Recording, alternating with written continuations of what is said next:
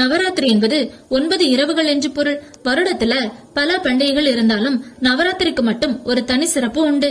பெண்மையின் சக்தியை, தேவியின் மகத்துவத்தை, தர்மத்தின் வெற்றியை கொண்டாடும் பண்டிகை. இந்த 9 நாட்கள் இந்திய கலாச்சாரத்துல மிகுந்த ஆன்மீகம், மதம், கலாச்சாரம், சமூக முக்கியத்துவம் பெற்றவை. இந்த காலத்துல அம்பிகை பல வடிவங்களாக வணங்கப்படுகின்றன.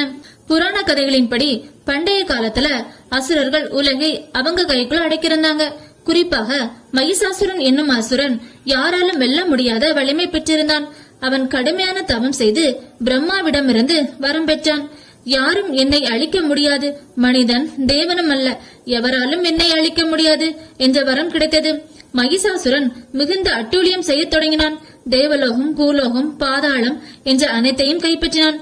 தேவர்களும் முனிவர்களும் அவனிடம் மிகுந்த துன்பப்பட்டனர். அப்போது தேவர்கள் பிரம்மா, விஷ்ணு, சிவனை நாடினர். மூவரும் ஒன்றாக கூடி தங்கள் சக்திகளை ஒன்றிணைத்தனர். அந்த சக்தி ஒளிமிகுந்த ஒரு அழகிய தேவின் உருவமாக மாறியது. அவள்தான் மகாசக்தி, பார்வதி, துர்க்கை அம்பாள். தேவர்கள் தங்கள் ஆயுதங்களை அவளுக்கு கொடுத்தனர்.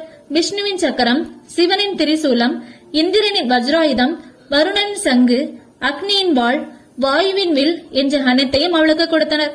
அம்மன் சிங்கத்தில் ஏறி மகிஷாசுரனை எதிர்த்து போரில் இறங்கினாள். மகிஷாசுரன் பல விகார வடிவங்கள் எடுத்தான். மாடு, யானை, சிங்கம், மனிதன். ஆனால் ஒவ்வொரு முறையும் தேவியால் வீழ்த்தப்பட்டான். 9 நாட்கள் கடுமையான போராட்டம் நடந்தது. 10வது நாளில் அம்மன் தனது திரிசூலத்தால் மகிஷாசுரனை அழித்தாள். இன்னொரு புராண கதையில சும்பன், நிசும்பன் என்ற அசுர சகோதரர்கள் அம்மனின் அழகை கண்டு கவரப்பட்டனர். அவளை அடிமைப்படுத்த முயன்றனர். ஆனால் தேவியின் வீரத்திற்கு முன் அவர்கள் வீழ்ந்தனர். ரத்த பீஜன் என்ற அசுரனின் ரத்தம் தரையில் விழுந்தவுடன் அந்த ஒரு துளியிலிருந்து 1000 அசுரர்கள் பிறந்தார்கள். அவனை வெல்ல முடியாமல் தேவர்கள் திகைத்தனர். அப்போது தேவி காளி வடிவத்தில் தோன்றி தரையில் விழும் ரத்தத்தை குடித்து அவனை அழித்தாள். சில பகுதிகளில் நவராத்திரியை சூரபத்மன் வதத்துடன் இணைக்கிறார்கள். அவர் கந்தனால் தான் அழிக்கப்பட்டார். அதனால் நவராத்திரிக்கு பின்வரும் கந்த சஷ்டி வழிபாடு அதிக முக்கியத்துவம் பெற்றது. ஒவ்வொரு நாளும் மனித வாழ்வின் ஒரு பக்கத்தை குறிக்கிறது. நவராத்திரி என்பது 9 இரவுகளும் நம் மனதில் இருக்கும் குறைகளை அழித்து 10வது நாளில் வெற்றியை அருளுகிறது. தென்னிந்தியாவில் நவராத்திரியில் கொலு வைப்பது ஒரு முக்கிய வழக்கம். மர அடுக்குகளில் பொம்மைகள் அடுக்கி வைக்கப்படுகின்றன. இது உலகமே ஒரு மேடை, எல்லாருக்கும் ஒரு பங்கு உண்டு என்பதை குறிக்கிறது. பெண்கள், குழந்தைகள் அழைக்கப்பட்டு சுண்டல் வழங்கப்படுகிறது. இளம் சிறுமிகள், கன்னியர்கள் அவர்களை அம்பிகையின் உருவமாக வழிபடுகின்றனர். இது பெண்மையின் சக்தியை மதிக்கும் சின்னமாகும். 9வது நாளில் சரஸ்வதி பூஜை தொடங்குகிறது. புத்தகங்கள், இசைக்கருவிகள், கருவிகள் அனைத்தையும் வழிபடுகின்றனர்.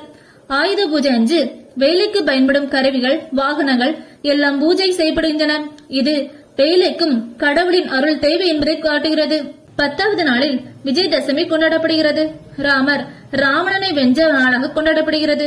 புதிய கல்வி, கலை, தொழில் ஆரம்பிக்க சிறந்த நாள். இந்தியாவில் பல மாநிலங்களில் நவராத்திரி பல்வேறு வடிவங்களில் கொண்டாடப்படுகிறது. வட இந்தியாவில் ராம்லீலா நாடகங்கள் நடக்கின்றன. குஜராத்தில் கர்பா, தாண்டியா நடனம் நடக்கின்றன. தென்னிந்தியாவில் கொலு, இசை, நடன நிகழ்ச்சிகள் நடைபெறுகின்றன. கிழக்கு இந்தியாவில் துர்கா பூஜை மிகுந்த விமர்சையாக நடைபெறுகிறது.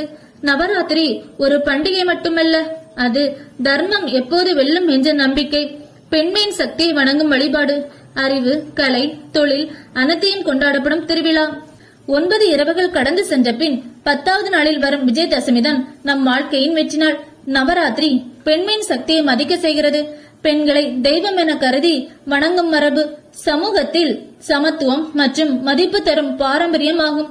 அதே சமயம் மக்கள் ஒன்றிணைந்து கொண்டாடப்படுவதால் உறவு, நட்பு, ஒற்றுமை ஆகியவை வலுவடைகின்றன.